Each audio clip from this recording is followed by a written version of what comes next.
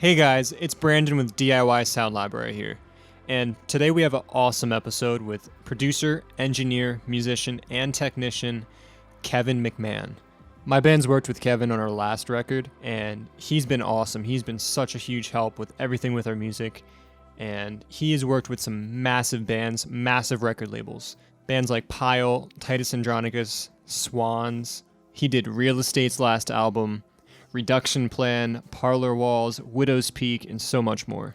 He operates Marcata Studio up in New York. He does everything from recording to mixing, mastering, and everything in between. He is a veteran in the music industry, and I highly respect his opinion. Hopefully you guys can get some awesome tidbits and advice out of this episode and learn a little bit about his process and how he works with music. All right. Well, first of all, thank you so much for coming on to this this little podcast I have going on here. Yeah. It means a lot. I mean, you mixed our record, and we just love the process with like working with you and basically how the whole thing went. So we're super excited that you got to do that for us. How was that on your end?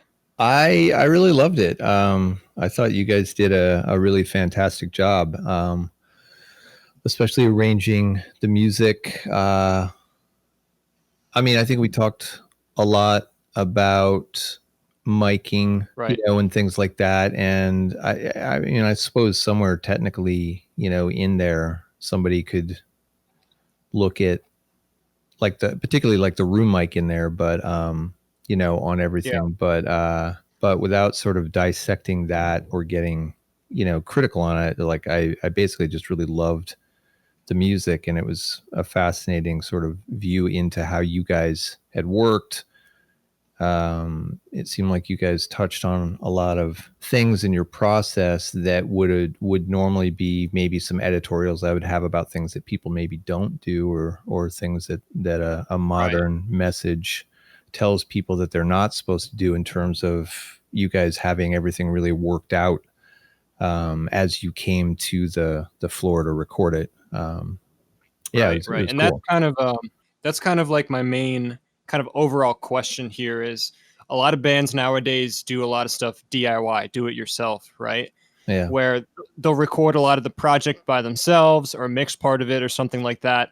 So how has that been working with a lot of, I mean, I'm sure you've worked with some bands who record stuff by themselves.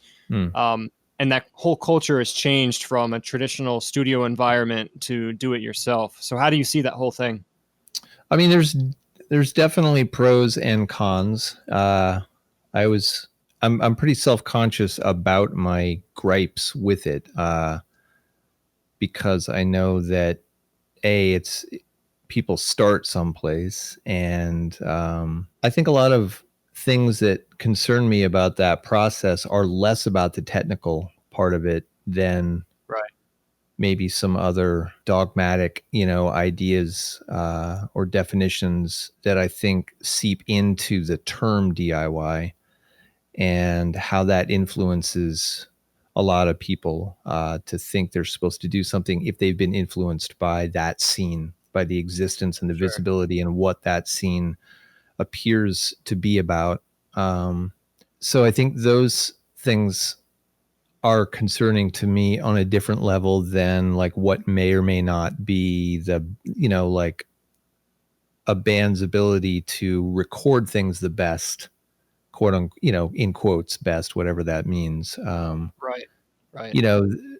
Strangely, even though I have a lot of really good equipment, and I think I know a few things, I think when it comes to how people who are not experienced with recording tend to record things, I tend to be pretty supportive of a lot of the stuff that I hear. I actually find that people who largely don't maybe think they know that much about recording tend to record things really well. Oh, wow. Yeah, because I think they're not enamored with the bells and whistles or things that we've read about, or things that really, like take for instance the idea of a compressor, and the mythology versus the reality of what a compressor is good for, Yeah. and how often you hear somebody who really does have a lot of experience talk about, like, squashing the crap out of something, or there's like a lot of terminology that people use uh, in excitement about like what a compressor is supposed to do. But there's Sure. fundamentally kind of like a misunderstanding with a lot of people. I hear a lot of people make reference to really compressing something to turn it up. And though it is factual that if you do compress something and you turn up the output gain, it does make it louder and appear to be louder because the transients have been taken down. It is not factual that a compressor turns anything up. It, does the opposite. What Right. is Right. my point with that? So I mean, I think a lot of people who might record something who are sort of like, I don't know anything about this. They will often take a relatively decent microphone and just sort of put it in a reasonable spot and, follow the rules of the little lights that tell them to record something, and they sort of get something together. Whereas I find that I have more problems maybe with things that somebody might send me where it's like, a kind of experienced person who's read a lot of things about compression, and therefore you might get something that ends up being like, all right, it might have been recorded good, but it might be really drastically over EQ'd or over compressed in some way, that you're presented with something that's like, oh, if you just would have just sort of aimed the microphone and just not done much to it, you get something that somebody else could, like, take and really do something with. So, and a lot of Right. those Right. things aren't even necessarily, I don't think that there's a good or a bad quotient to that. It's more that if you're in the position where you're supposed to do something and you have to make a change to something and you can't make a change to it, then that becomes sort of problematic. Right. Right. You're kind So of stuck. You're stuck there in that moment. yeah, but I Right. find that that the recording part of it may not. Well, I don't know. Am I rambling past the question? No, I think you're right Okay. on point. I mean, that kind of leads into my next question, which is, what does it really take for a band to record a great record nowadays? Especially because people do a lot of it by themselves. Like, what does it really take to make a great record? Hmm. In your eyes? I feel like the only thing that makes any record really great has to do with the music, or what I like to believe is the combination, the vision of the artist. Um, so I find myself talking a lot with people if I'm producing them, before we start working and right straight through it. I feel like a lot of things that I say have to do with trying to get somebody to be really in touch with why they're doing something, and to, Right. it, to nurture the existence of people feeling like what drives it is the vision, and not the technical aspects or the recording technical aspects, or certainly the PR aspect of things, which I feel like there's a huge awareness of that. I'd say in the last seven to maybe 10 years or something like that. That prior to that, you didn't really have. I think there was a time where people in my shoes might be trying to introduce bands to the idea of a PR, position. Sure. Whereas now I feel like, before somebody's even got a budget for a recording, they might, have a budget for their PR campaign, which even that might be dated now by like 5 or 6 years, because I think that's gone out the window. But Sure. so I think the vision, you know, is a huge thing. I think there's a lot of different types of music. So not every, like, for instance, the thing that really worked with you guys as a band, um, had to do with you all coming to the table as a band and knowing how to play the material. And you captured it live. And that seems like the music you do is about that. So in that particular, in that sort of arena where it's about how a band plays together, then I think, the vision followed with knowing what the material is and really making, you know, I don't know if making a demo or just practicing your ass off or doing both, but doing something so that when you come to the floor, um, as many of the questions that are going to be referred to when somebody like myself starts mixing it and a band is sending references of what they sound like, it's like hopefully as you before you hit record, you have as many of those things in the works, so Right. that, for So, instance, even if you're recording something like on your phone, or no matter what you're using to record it with, that you're not leaving the whole thing up to the recording and the processing of something like after the fact. right. Um, It's like you're pretty much you have this vision and you're really trying to hit that vision first and you're not relying on like some mix to fix it or something like that. yeah. And even, within that terminology, it definitely brings to mind, the idea of fixing things in the mix, which I think is added to in this day and age of fixing mixes in mastering, fixing things, fixing performances with editing. Yeah, so there's a lot of things that kind of preemptively tell all musicians in this day and age, if they're not somehow introduced to the topic or looking for it themselves, most things will promote the idea that what I consider the most important thing, which is that the person show up being the thing. Hmm. There's a lot that sort of disguises that now, and really makes it pretty easy for people to sort of not either be prepared or not really know that much, even about, the 10 different roads presented to them with every single topic that's going to come up in the first 2 hours of recording. Sure. Just being like, where are you going to put a mic? What's the, are you actually playing the instrument? Or have you ever been playing the instrument that matches the sound, that you want?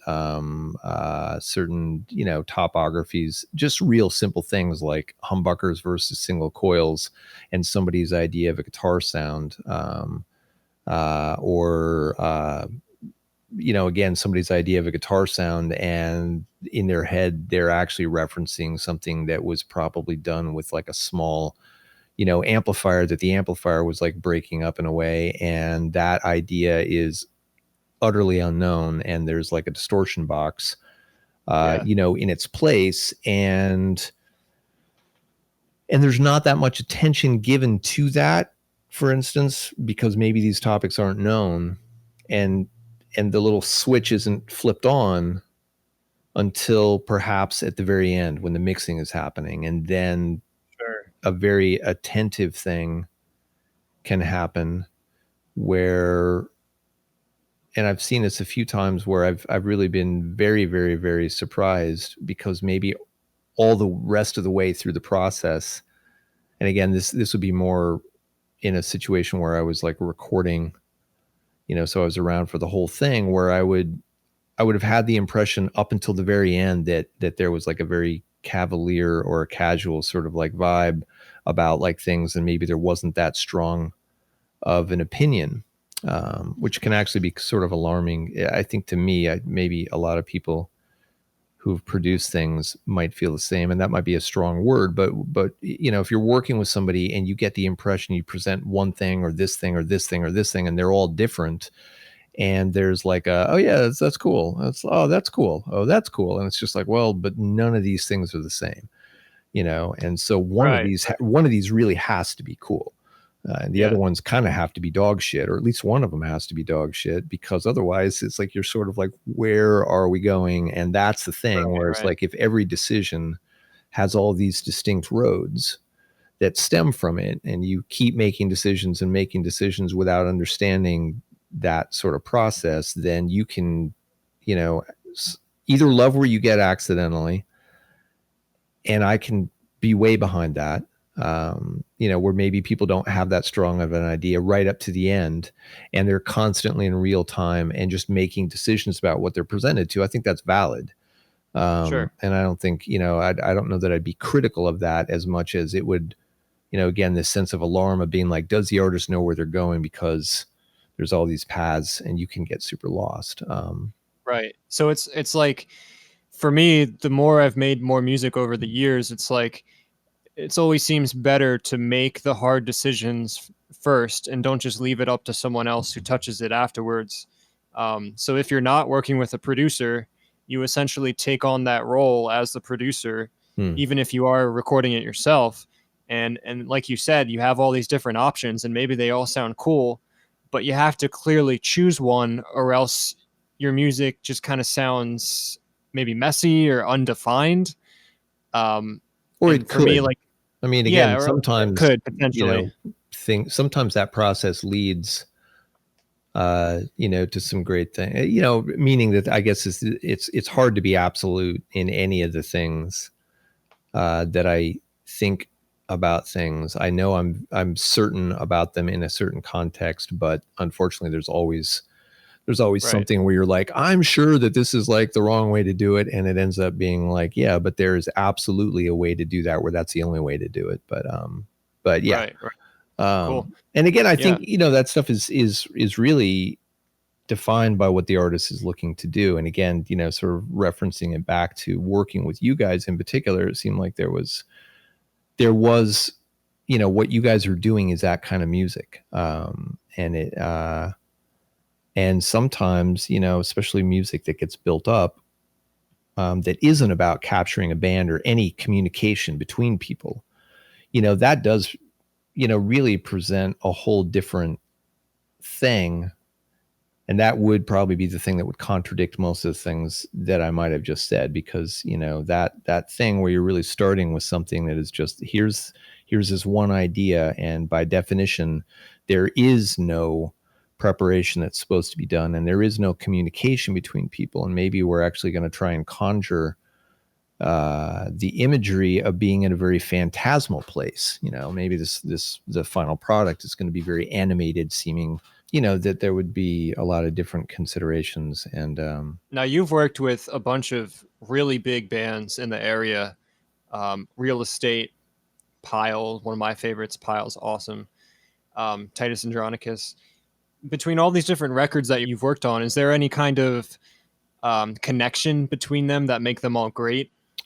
I think all of those bands that you mentioned, and then like if you add like Swans and like Widow's Peak, you do start to see a list of bands that kind of expressly is what I'm talking about with having a vision.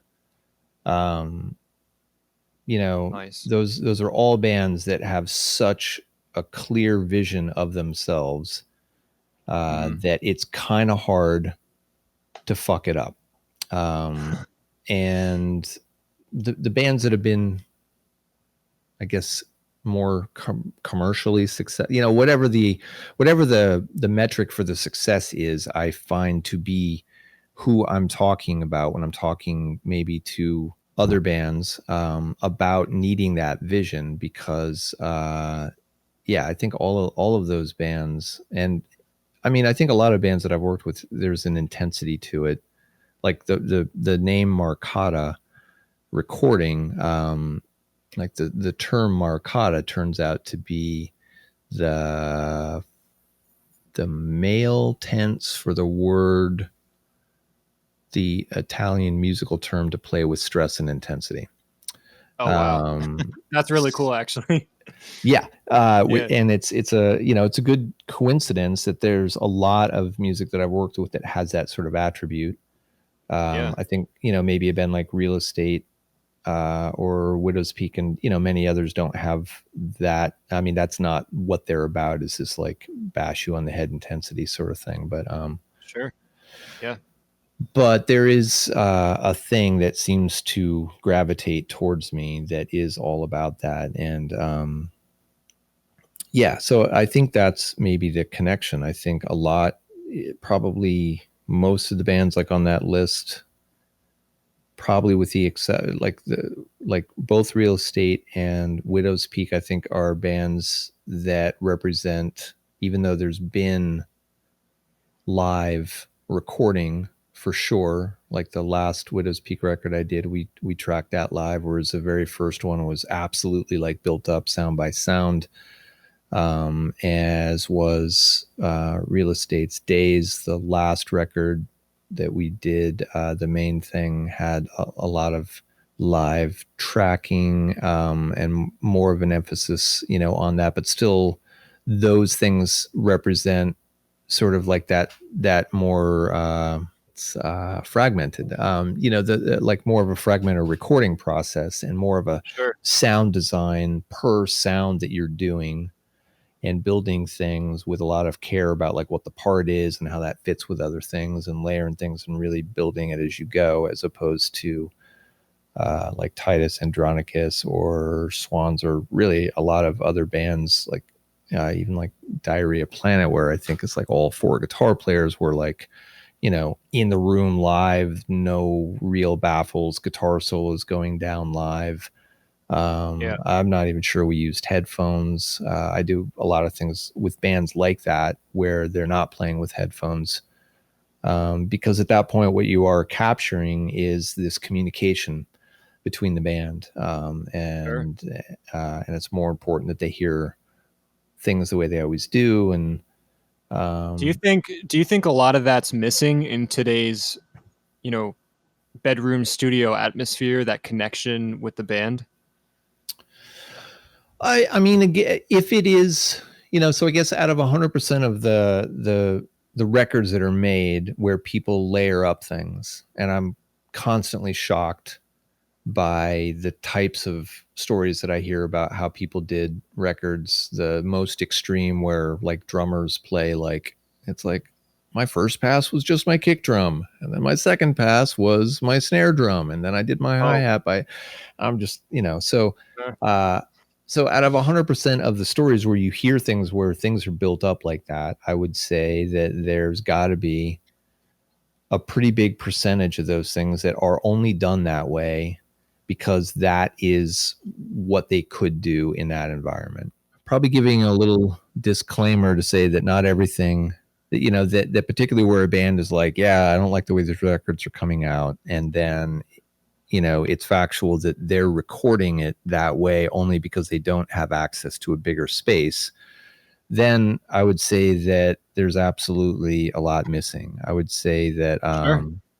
I think what I'm trying to stay away from with that answer is sounding like I'm very centric about equipment or a big studio. But I Sure. think that part of the answer to that question, or at least what's on my mind about it, and it's not just because I have a studio, but there's a thing that a facility can do, or a range of things that can be done in that it's just an ease of workflow, that creates a transparency to the equipment, which is sort of the antithesis of what I think gear lust, assumes is the case. I think, somebody, some people might think that when people come into the studio that they want to be blown away with the equipment that's in there. In my brain, it is, I mean, it is cool to see really cool equipment, but there is something where the equipment wants to be transparent because it works and because it's just there and because you weren't impacted by it. You weren't Right. impacted by coming into a thing that demanded that you do everything really hyperly different, and you weren't impacted by coming into a scenario and like doing some abnormally long clinical sterile sort of technical process, where you get sounds, um you know so um so I think when all those environments are there and there's a lot of instruments there, and there's maybe at least one person, if not a couple of people around who know something, where I think things get lost in a bedroom scenario compared to that is just more because you're confronted with doing like a bunch of shit that you weren't necessarily thinking you were going to have to do. And maybe you haven't done it as many times as somebody else to know coming into it to be like, this is absolutely going to be the hit list of things that may go wrong and all these other things. Sure, sure. So I do find that the DIY process, has a lot of really great things where it's exciting for people to make their own records, and a lot of things that, though I can navigate my way through it, like meaning recording my own record, which I just finished, and like that was recorded live with a massive microphone, setup. And it was a 30 some odd minute long piece. And that required me to be, getting everything set up and then, operating, starting and stopping everything and knowing that the computer hadn't stopped where we played straight, for a 35-minute piece. And it's a pain, and I have a lot of experience, so I am able to sort of get through that. But I would still say that it's a thing that probably everybody should do at least once. Sure. Even if you don't think that you're interested in it, it's absolutely a thing to do. But doing it every time, and the things that you lose as a perspective while you're in the middle of trying to do both those things is what I would say. Whether or not it's the home, bedroom recording, or whether or not it's maybe in your guys' case, like load into a church, and do it. It's just the act of doing it yourself leaves you being like, you have to do something, and you really have to play really well. And so if you've got enough experience that it's second nature to do the other recording thing, and even that, like, I think when I was younger and I didn't have a studio and I would do these recordings of my own music like that and go into spaces, though, again, it was super exciting and I was really inspired to do it. When I look back on that now, it's, it's like the product suffered greatly in ways that, for instance, the thing I did now didn't, simply because I've had a studio in a spot for over a decade. So there's just like a massive range of things, whether or not it's just mostly dumb things, like got enough like power, to go places. It's like, this is where people are going to stand. Yeah. And we actually, the cable runs actually reach where we're going to go. So we're not, Right. Two questions to end it off with. What's your opinion on the whole digital versus analog thing with recording? Yeah, it's horse shit. No. I tend to think, yeah, this is a good one. I'm not sure if I'm right, but I genuinely believe that I am. I tend to think that analog sounding things have, in my estimation, to do with some dynamics that might have ceased to exist at some point after the 2000s, when mastering got critically insanely loud and there were no dynamics. I tend to think that the topic of warmth being attributed to analog is interesting to me only in that, for instance, as an audio tech, once I became an audio tech, one thing I noted was that the tape machine, when it's working and when it's properly calibrated, I noticed was recording things up into the close to 100 kilohertz. Probably, to be very accurate, I'd say probably not quite that high, but super far beyond, anything that we're listening to. And I know you have the sort of subconscious effect of those that seem to have a lot to do with why recording at higher sample frequencies is a good idea for people who think it's a good idea. But the warmth associated with it, would assume maybe that there was some frequency response change happening because of the tape.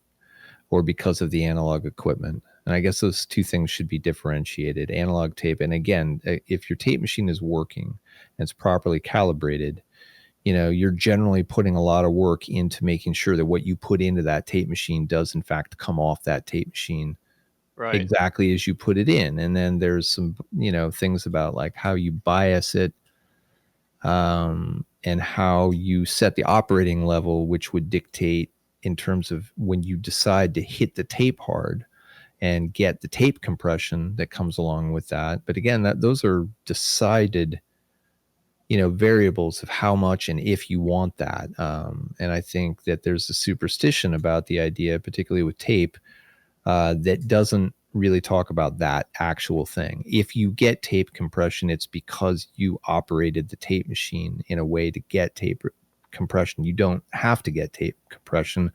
And, within that, there were a lot of decisions that an engineer would be challenged to make, and hopefully guess correctly, if they were really going to look at the range of things they could do with tape to really say what EQ curve are you using? What bias scheme are you using? What operating level are you using? What fluxivity level are you using? How hard are you hitting the tape? Um, you know, and all of those things, whether or not you're going at 15 inches per second or not, whether or not you're going at 15 inches per second and using, noise reduction, there's like so many variables Right. to Right. what tape gets that it is really insanely inaccurate for people to make any sweeping statements about using tape. But having said that, in the case of tape, and in the case of like a Neve, or any of the legendary pieces of equipment, there was at some point in the process that some technician who knew a whole lot about like a lot of really esoteric stuff spent a lot of time to make sure that it's like what came into this thing is exactly what came out of this thing. Sure. So the idea of analog being warmer, I think, is a lot of superstition, though as a tech, I would also say I know what I mean by that. And it's true that there is, there are harmonics and things that come from those things. But again, you have to use the equipment in a way that gets the set of circumstances you're talking about. I frankly think that a lot of the issue people had with digital over analog that became the foundation of the argument for digital versus analog was probably at the very earliest phases of it. The industry pretty much knew that this new technology didn't even have to be good because people were going to buy it. The most expensive digital machines that came out at the first run of digital equipment were really high end, and there was no consumer gear. I mean, the stuff was made by the military to record submarines, so that you had zero noise floor. So that at some point before anybody used it for music, somebody knew how to make that stuff as good as the most expensive mastering grade converters that are out there now. So, but that isn't really what most people bought in the first run of it. And there were a lot of rules like about clocking in particular, and dither, and sample frequencies, and just how hard to, hit the equipment that people didn't really know, that I think account for there being like user error more than it being anything that inherently is not total superstition for people to say that there can be an argument of digital versus, analog. I frankly, I think that the biggest part of that argument is super real in terms of saying that the process of working with analog equipment tends to be one that goes back to the beginning of this conversation of being like, you don't have the ability to fix things. There are limitations to to what you can do, to how many tracks you can like use, to how many takes you can do, to how long your roll of tape is. There's a million limitations, that all, and though you would be able to look at the tape machine and the VU meters, like on the tape machine, you weren't confronted with this like graphical interface. you know, a lot of times if I have the opportunity to work without a computer, and they're just the sheer emotional response that comes from not being confronted with the computer, I think is probably more valid as a statement about the difference between them, and it has nothing to do with the sonics. Right, right. I also Yeah, for think me, that there's it's almost like it like forces you in a way to perform better. For me, when I hmm, stare at the computer screen, I just get out of the zone of the music so much. hmm, It's harder for me to create a great song if I'm just staring at a computer the whole day. I would rather be fiddling with my guitar or like talking with my bandmate on how to make this better. It's like I feel like those limitations can also be a good thing. Um, and it goes both ways, I guess. But yeah, I think they're largely good things. You know, I think there's an irony that I bet most of the engineers of that time, like I don't think engineers were running around raving about tape, you know, at that right, time. I think they were largely like, okay, this stuff is really noisy, and here are the issues with it, and I wish somebody would like fix these things, and if they would, sure. you know, but yeah, I Yeah, think the limitations are really good, and that's like a really big right, right. a big area. I think the levels of the operating levels of things, I've come to find that I believe digital just likes to be recorded quieter in terms of it sounding good, which is the opposite of everything you were doing in analog, where you were trying to overcome tape hiss. I mean, even the idea of slamming to tape did become known by engineers to have like kind of a cool sound, but the first times it was happening had more to do with being like, if you don't overcome the tape hiss, you are left with tape hiss. Yeah, it'll just Um, sound bad. yeah, so everything, you know, I mean, frankly, that the digital thing is interesting because it opens up a lot of potential to use all kinds of preamps that were not, you know, they didn't have enough headroom and enough output in them. There's like a lot of Sure, devices floating around sure. now that I have like mean, 40 dB of gain as opposed to like 75 to 90. yeah, And so the definition of a good preamp back in the day was also really based on, you know, what kind of gain it had, whereas you don't need that gain now. yeah. Anyway. And the thing is, a lot of I honestly like most bands today, everybody records at home. Everybody has their own digital setup nowadays. So Hmm, it's kind of just the new norm. You know, it's just the thing a lot of people are using, and a lot of people have success with it, hmm, um, which is interesting to see. Like even pop stars record at home with their own setups sometimes and use that to their advantage. hmm. Um, and that kind of leads me to my last question is, you know, what's kind of your advice to all these bands on the come up who are just trying to make great music? They want to put out the best records they can. You've worked with hundreds of bands at this point. What would be your advice? Man, I think I think actually as of the last 5 months, that answer has drastically changed. Well, I am curious to see what kinds of things happen as a result of this pandemic, that are opening a lot that are changing a lot of what the potential answer that I could give. I mean, I think, you know, again, in terms of making music and coming up with music that's artistically vital, that you know, we sort of covered in terms of just really being like focus on like why you're doing it. Or I guess hopefully people are focusing on doing it for some reason other than, you know, what has become like a visible sort of career path, a very yeah, visible, like, you know, career path, that ironically I'd say up until very recently that the career path, the fine print of that was is like nobody was making money from it, meaning from a record, and people weren't even necessarily like making the record with the intent to make any money from it. Like the concept of value was being stripped, you know, away from it. I think that trend has changed, and there's been a lot of things that bands have been very industrious in the last handful of years where they are sort of thinking about monetizing it, which, you know, you didn't really ask about, but I think that it is important. It's not exactly about being capitalistic about it. It is absolutely about sustainability to me. And I think that there's probably a lot of reinventions and different answers about how it can happen. But it used to really worry me, the idea that musicians were that the currency seemed that it was about gaining social media, credibility and other things, that the making of the record was really an arbitrary artifact that was being made that facilitated touring, which was tangible in terms of people being able to show up in a room and really experience something. So that being quote unquote real, but probably more often than not, like most of the activity that was generated from the actual existence of the record became about how to conjure the idea of an image that other people would like see.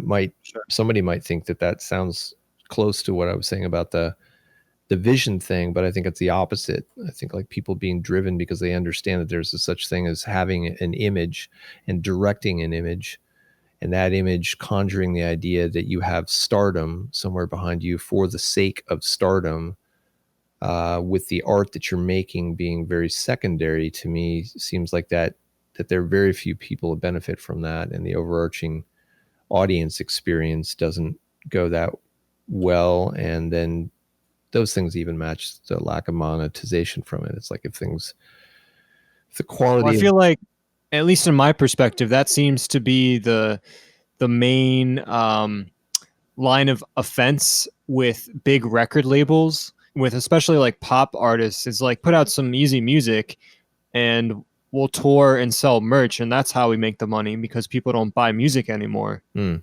So there's less effort into what makes an artistically awesome album, and it's more about the side stuff. It's more about the merch sales. It's more about mm.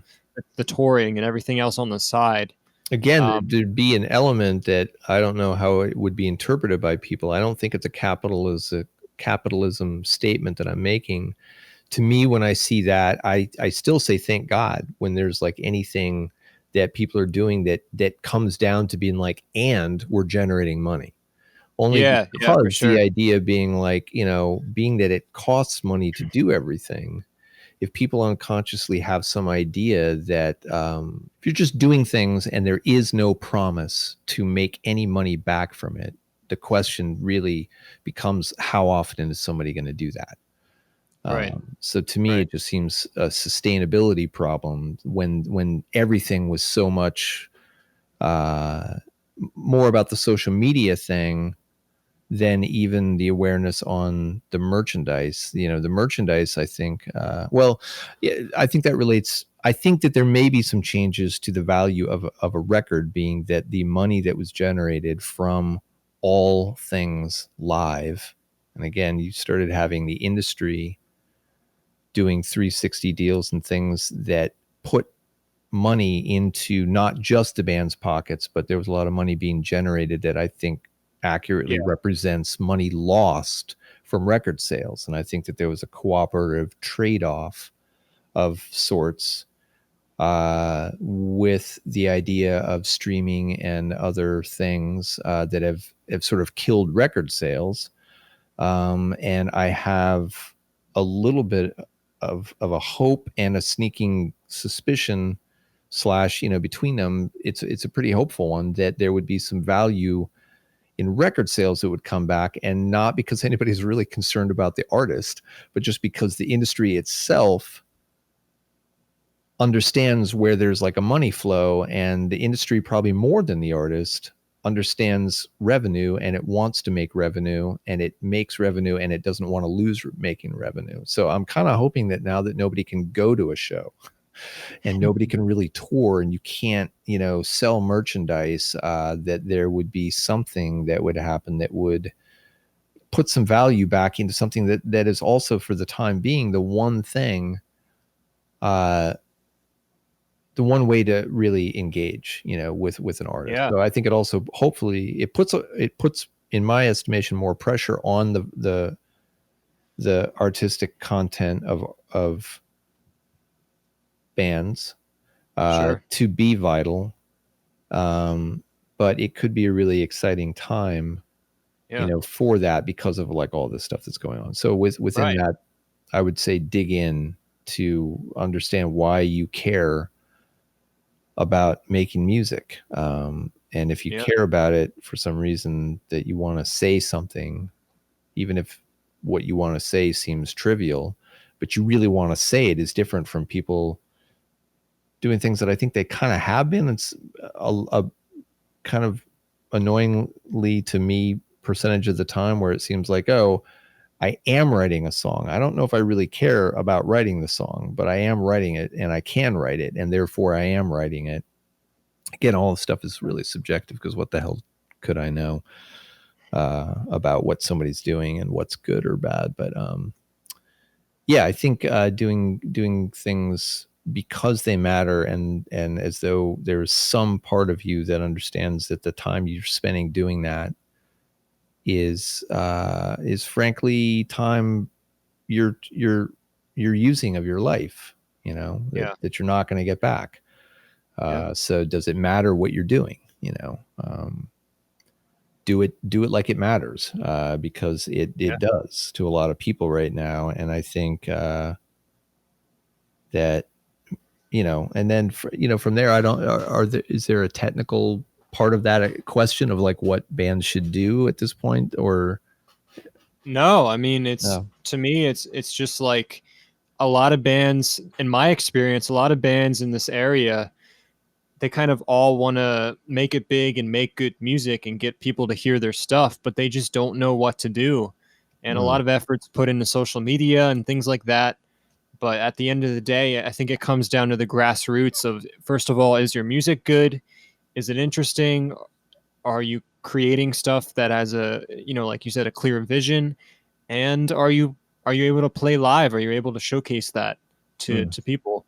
And And I I think the feel like, being ready yeah, thing, all those things relate to something. I mean, this is maybe more of a statement about me, and it's probably annoying on many levels to many people for probably pretty valid reasons, in terms of taking things too seriously. you know, but to me, part of what I see with people being ready, or even what the limitations of analog might bring in, has to me something to do with like honesty. And hmm, that doesn't mean that the image that an artist projects has to be honest to who they are. Doesn't mean that you need to write songs about issues or anything else like that. Doesn't even mean that you have to be honest in the storyline, on any level. But there is something important to me about that message that is also not really talked about. And I do find that at least I want to believe that a lot of the people that I would consider to be really successful embody some kind of like honesty in what they're bringing to the table. Again, it's not about who they are. There's a lot of really successful people who've just been scoundrels. So I don't know if I can put a finger on it, but there is something honest in showing up and being that thing, and yeah, not having anything else be responsible for showing what it is you're actually like doing, and intending to do that, and knowing that if you intend to do that, if there's going to be a step at any point in the making of the record where you're going to start noticing like something in there that you want your art to sound like, that is very different from every single thing that you've ever done, in there, I think that instinct at that moment tends to be questionable in terms of like, why does somebody want that? And frankly, I would say even there's probably like a lot of very, what seem to be, maybe very high maintenance artists who are really successful, where you would imagine that they would be really nitpicky to the nth degree. And maybe they are really nitpicky about certain things. But at the same time, I often find some of those people are really laid back about some things that other people aren't, um, because they brought it, if that makes any sense. So the yeah. things they are nitpicky about, well, yeah, I don't know. I think it gets fuzzy what I'm saying in there, but Yeah. I mean, that's perfect, honestly. I mean, that's pretty much everything I have. I mean, do you have anything else you'd like to say for the few people listening? Um, no, I mean, good luck. I'm curious to hear stories. Like, I wonder, are bands playing? You know, are bands in rooms with each other yet? Or you know, like Yeah, what are people what are people doing? Uh, that's a great thing I should explore is hit up some of these bands and just ask them straight up, are you guys practicing? Because I know we aren't. It's been yeah, really hard to get us together and in the same room. It's tough. yeah, So yeah, that's great. I'll definitely ask some of that stuff for sure. yeah, Um, yeah, I mean, well, you operate a studio up in New York, right? yeah. You still open for business, right? I mean, yeah, it is open, and it's mostly been a thing that I have done some mixing alone in, and I've done some. I guess it would be called, I guess, artist development with somebody that has served with an opportunity for her to write and demo songs, and for me to sort of beta test, what the process is like, and to try and wrap my head around like what the just crazy weird little logistical things like, oh, I need a tuner, okay, here's a tuner, oh, can I hand use a tuner, do I you know so Right, yeah. right. I mean, you got the full studio and mixing, recording, mastering. You pretty much do everything there, right? Yeah, and there's like a lot of room, it's I Mhm. am going to convert what was the sleeping area, so that I have, I guess, what would be like a fourth room, in there. Yeah, yeah, there's a lot of space. Come Cool. upstate. It's great. Yeah, it's It's beautiful up there. Last time we went, it was fucking nice. It's trees everywhere. It's just not too many people around. It's isolated. Beautiful spot. yeah. It's Yeah. although I think most of the cities seem to be relocating up here right now. So, Wow. All yeah. right. Well, that's pretty much it. I mean, again, thanks so much for coming on. I really appreciate it. Yeah, thanks Thanks a for lot. having me. All right, guys. If you made it this far, thank you so much for listening. I know that was a long one, but he just had so much information. It was awesome just hearing that. Check out his website at kevinsmcmahon.com.